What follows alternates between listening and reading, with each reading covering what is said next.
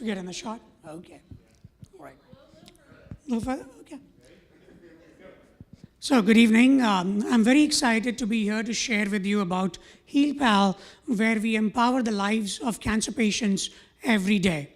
My name is Dr. Sunit Sebastian, and I've been a cancer radiologist for over 10 years with expertise in cancer research, education, and the clinical domains. It would be very safe to assume that each one in this room either knows a family, a friend, or a loved one who has faced cancer in their lives. And the numbers are pretty sobering. 1 in every 2 men and 1 in every 3 women will be diagnosed with cancer in their lifetimes. So when one is diagnosed with cancer, when a patient is diagnosed, they want to know more about their disease. Of course, they are dumped with overwhelming information by their doctors, their caregivers, and are also pointed to Dr. Google, where they get some great information from incredible organizations like the American Cancer Society and the MD Anderson Center. But if you look at the way this is provided, it's very voluminous and it's very difficult to glean critical information that can be used for decision making. HealPal solves this problem and presents patients with simplified content where they can easily glean off information that is valuable for them and take critical decisions about their treatment.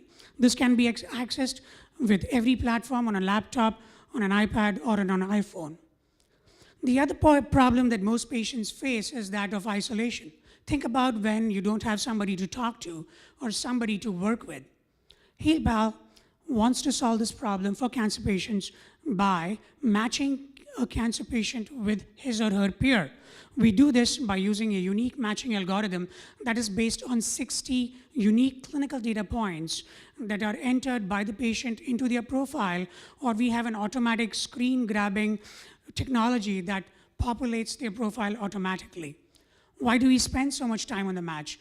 Once a newly diagnosed patient is matched with another patient who probably is further along the disease, they can then connect with each other and share what is called as vital insider information that their doctors and caregivers will not give them, share them information about doctors who have successful treatments and potential clinical trials that they may not know of. There's a great opportunity in the United States. There are about 20 million cancer patients in 2016, and literally 2 million cancer patients were newly diagnosed this year. There is healthy competition in this space, but HealPal is unique. We have a complete solution that incorporates community matching, the matching algorithm, data analytics, and also second opinions. We have gone to market in March of 2016. We have worked with numerous cancer foundations, cancer support groups, the oncology nurse navigators networks, and we have about 2,100 breast cancer patients that are using our platform for education, support, and about exchanging vital information to each other. You must be wondering how we make money. There is a free model for patients where they can, of course, browse the content, get matched, and also get connected to each other. In the premium account, we provide what is called as One Data, where we aggregate all the information from various healthcare portals that the patient might have visited to into one form. Think about it like the min.com for healthcare. And we also allow the patient to ask 3 questions regarding their queries to a cancer expert. We also have a business model with pharmaceutical companies where we get paid about $8,000 for matching each patient to a clinical trial. We have a clear roadmap of where we are going to be for the next quarter, for the next year, as outlined here, and we are raising a round of financing, and if you're interested and if you do qualify, I would love to tell you more about it. We would use the money for scaling, for hiring top talent and coding and building partnerships. We have a great team that can pull this off. My co-founder is an expert in healthcare technology, data security, and HIPAA compliance. Wonderful set of advisors with great experience and expertise. In closing, I want to tell you that today you've heard about a technology that greatly impacts the lives of cancer patients and gives them a fighting chance in their cancer journey. Thank you very much.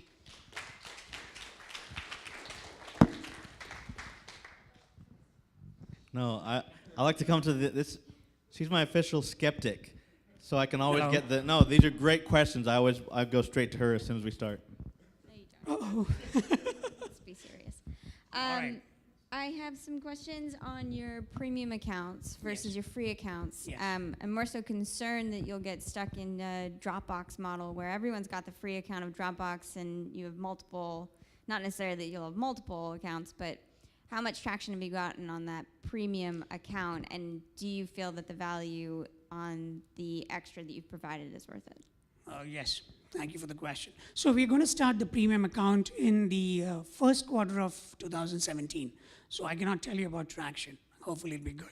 But the reason why we did that is because there is a blue button initiative that is mandated by the federal government. I don't know how many people know it. It's going to come under Meaningful Use 3, where every healthcare system is mandated to provide their patients with all their data in electronic form on one device. So I think only about 18% of the hospitals in America are ready for it. And what we want to do is be ahead of that curve and provide that data to patients. And I think you must have experienced it yourselves. When you go to a new place, everything gets repeated all over again because people can't pull out your information from different systems. And so we have developed that capability where we can not only pull out the information from different systems, but also make them talk to each other and then organize this data and provide it in a min.com fashion. So we hope that it's going to be very useful for patients. We hope that we get traction for it. And then maybe I'll better answer your question when we meet again in, let's say, March next year. All right, over here.